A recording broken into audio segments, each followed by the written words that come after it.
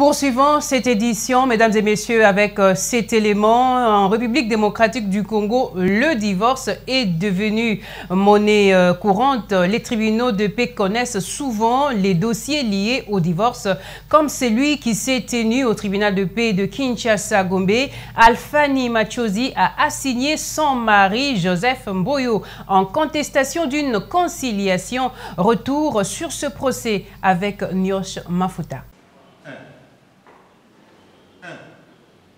Vous demandez quels sont vos enfants. Vous demandez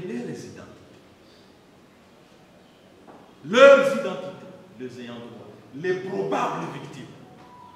Et les parties doivent vous produire les identités des concernés, les enfants ici de ces mariages. Madame Alfani Machozi assigne Monsieur Joseph Mboyo Bola Mputu en contestation d'une conciliation devant le tribunal de paix de Kinshasa-Gombe, siégeant en matière civile au premier degré. En effet, au terme de l'échec d'une conciliation en 2018, une instance en divorce a été enclenchée en novembre 2021 entre les parties à la diligence de Joseph Mboyo Bola. Ce rapport d'échec était en violation de la loi et ne comportait aucune qualité sur sa validité et crédibilité selon la requérante. La conciliation n'a rien recueilli de conforme à la loi si ce ne sont que les biens matériels, poursuit-elle. Cette conciliation s'est souciée moins de la solidité du mariage dans un couple qui a 40 ans de vie conjugale, a autorisé une instance en divorce économique du couple.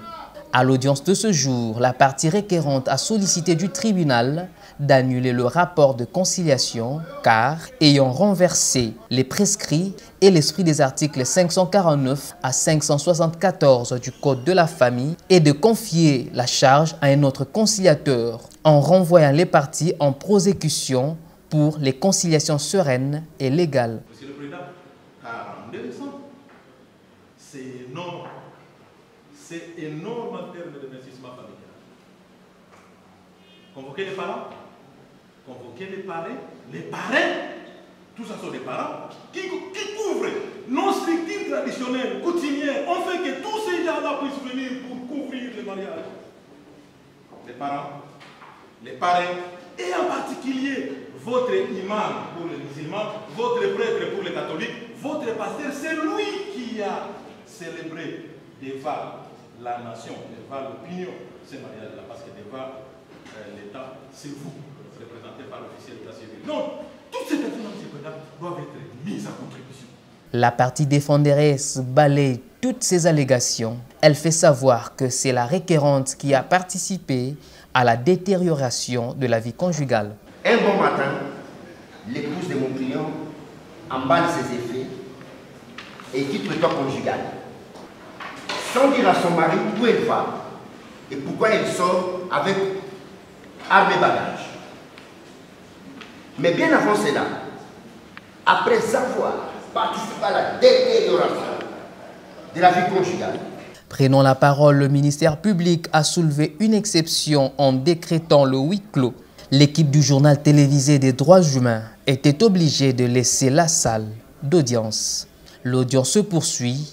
La composition prend l'affaire en délibéré pour se prononcer dans le délai légal. 40 ans de vie de couple, vous n'allez plus reprendre la vie, vous n'allez plus reprendre à zéro. Il faut donc le laisser finir leur vie ensemble. Et comme notre cliente c'est une chrétienne, elle a estimé que Maître Bobundelanga, divorceuse à la thé, notamment surtout qui va éviter qu'il va tout parce que nous devons continuer. Il faut au moins nakufa na maboko ya mobali nanga kena kendo yenga na kologa mibali kotona kotoyo alors que nakuta déjà koko bana nanga baboti bango nyonso presque.